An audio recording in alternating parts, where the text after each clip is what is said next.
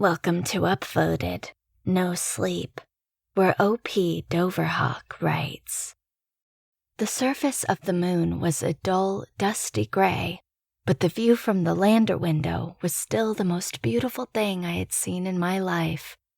The earth shone brightly in the distance on a canvas of pure black, surrounded by legions of stars. I and my 4 other crewmates had just landed on the moon's surface a few hours ago, cementing ourselves in the history books alongside only 12 others who had witnessed the same majesty in person. "Crazy, isn't it?" a voice asked from behind me. I turned, knowing well the voice of the man whom I had worked closely with for the past 2 years in preparation for this mission. It was Andrew Radcliffe, the crew's geological specialist. "I can hardly believe it," I said breathlessly. "I'm looking at it with my own eyes, and even still I can't believe we're here. Decades of staring up here, wondering what it looks like, will do that." Another voice chimed in, this one belonging to Diana Figueroa, our mechanical engineer. "Doesn't seem real." The other 2 members of the crew, Noah Thornton, our medical specialist, and Amelia Shaw, our commander and pilot, were still working on donning their spacesuits, but I was certain they shared the same sentiment. With all of the post-landing checks complete, the crew was preparing to set off on the first lunar exploration since 1972. The commander had asked me to stay behind and follow protocol of having 1 person in the lunar lander at all times. I'd reluctantly agreed. Having secured her helmet, I heard Commander Shaw's voice come in from one of the speakers on the control panel in front of me. "Testing comms. Test. Can you hear me?" I nodded and gave her a thumbs up. The others responded with their confirmation, each voice coming through the radio on the panel, clear as a bell. I pressed the mic button and spoke. "Loud and clear. Can you hear me?" Again, they all responded in the affirmative. "For this first outing, it only seems fitting that we visit Taurus Littrow and pay our respects to the flag erected by our predecessors," Commander Shaw said through her radio. "The valley isn't far, especially if we take the rover, so overall I think we can plan on a modest 3-hour tour. Agreed?" Everyone agreed. "We've got enough oxygen for an 8-hour expedition, so there shouldn't be any concern there. If we run into trouble, Bellamy will manage comms and visuals fed in from the rover, and will be able to assist us from the lander." "Just don't be gone for too long," I said. "I can't wait to get out there, and it's gonna kill me to watch you all having fun." "Don't worry, Cinderella," Noah said. "You'll get to the ball." "Yeah, Noah knows all about getting to balls," Drew quipped, earning himself a stern response from Commander Shaw, although I thought I could see a faint smile on her face through the reflective glass of her helmet. We said our goodbyes, and I watched from the window as my 4 crewmates piled into the LRV and drove off into the distance. The LRV was equipped with several cameras, all of which ran a constant feed into a series of monitors at the control panel. With that, and with the radio communication, it was almost like I was there with them. I wasn't suited up myself, sure, but it was just enough to satiate the excitement I'd felt growing in my stomach from the moment we'd left Earth. I watched as the crew approached the valley where the last lunar crew had planted their flag in 1972, and as our crew assembled and planted their own, my heart broke a little as I watched this all take place, wishing desperately that I could have been there. But I knew that someone would have to stay back had I gone, and I wanted that for my colleagues, my friends, as little as I wanted it for myself. It was enough just to be where I was. After about 2 hours had passed, Commander Shaw started to shut down the party. "All right, everyone, finish collecting your samples and taking measurements, and let's get back to the lander.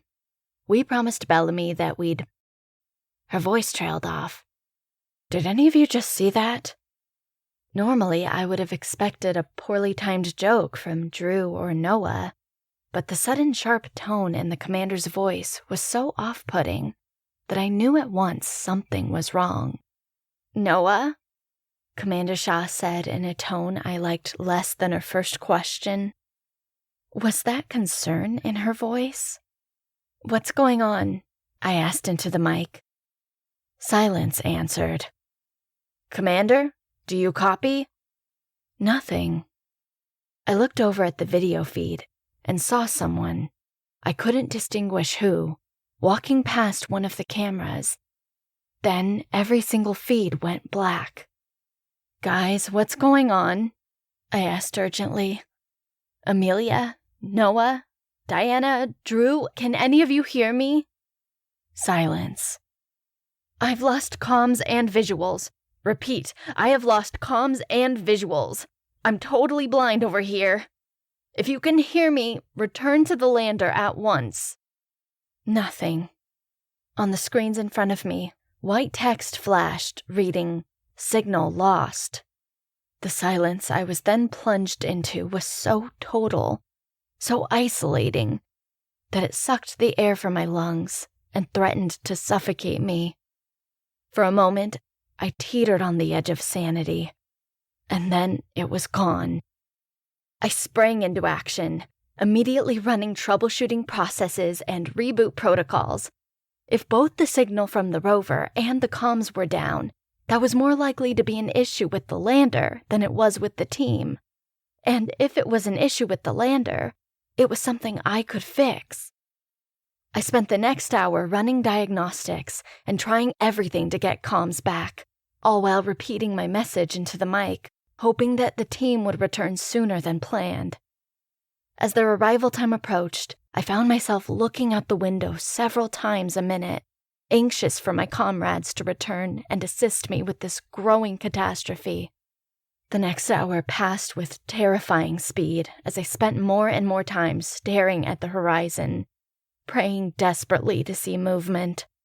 Still, nothing happened. Nobody came. Nothing moved. Where the hell were they? Being late was unlike Amelia. Being an hour late was downright impossible. Unless something happened to them.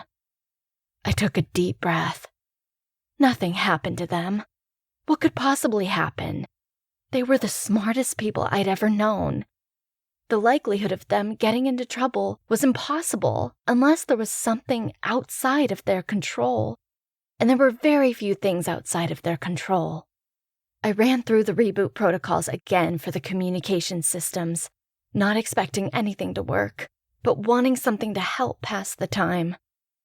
Another hour passed, and still no communication from the team, and no sign of anything along the horizon. I did everything I could to focus on the problem with the comms instead of trying to speculate why they were so late. There was very little I could do until either I made contact with them or they came back to the lander. Eventually, I came to the conclusion that the only way the signal to the lander could be down was if there was physical damage to the antenna. Because not only was I unable to receive messages from the crew, I also couldn't make contact with NASA or the ISS. In order to fix that, I would have to climb to the top of the lander and investigate it for myself. I donned my suit, feeling only a twinge of excitement as I did so. Because while I was about to fulfill a lifelong dream, it was not remotely lost on me how utterly desperate my situation was fast becoming. When I stepped outside the lander, I was, for a moment, 12 years old again, lying on the grass in my backyard, listening to the crickets chirp and staring up at the big white rock in the sky, promising myself that I would touch that rock one day. It was a perfect moment. One of the very few each of us are allotted in a lifetime. And just as quickly as it came, it was over, and I was climbing up the ladder to inspect the antenna at the top of the lander. Had I been further away, I would have been able to easily see that the antenna was broken, but because I hadn't stepped far away enough from the lander, I didn't make that discovery until I was nearly at the top.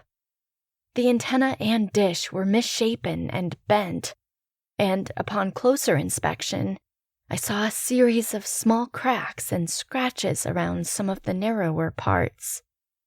Had I not known better, I would have guessed it had somehow been damaged during landing. However, that was impossible, because the antenna hadn't fully deployed until after we were safely on the moon's surface. I did what I could, which was admittedly little considering the state of disrepair the antenna was in, and returned to the lander. I was able to get a few garbled sound bites, which was better than what I had been getting, but nothing that I could count as distinguishable communication.